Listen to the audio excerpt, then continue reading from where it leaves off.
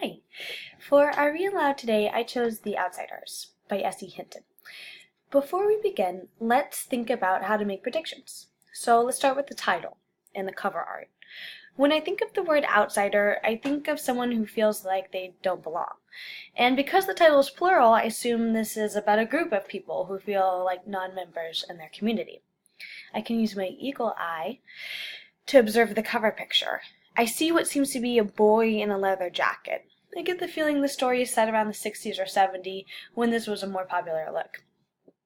Now I'm going to read an excerpt from the story that's on the first page and check my predictions with what I gleaned from this passage. They walked around slowly, silently, smiling.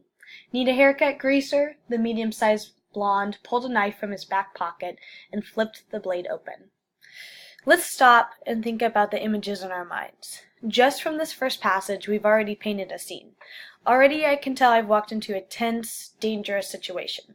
And the scene is divided, the aggressors and the victim. The threatening group is taking their time, walking slowly, smiling, enjoying the fear that they're causing. I wonder if we can relate this feeling in the text to another text, or ourselves or the world in a kind of text connection. For instance, if I were to look outside and see the sky darken like it's about to rain, I would have maybe a similar powerless, ominous feeling where all you can do is kind of wait and see what happens. So the boy with the knife has blonde hair, and he calls the victim a greaser. I pause and I wonder, what is a greaser?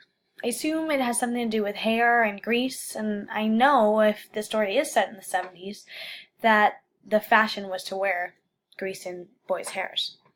If the boy with the knife has blonde hair, I wonder if the boy being attacked has dark hair. Let's keep reading.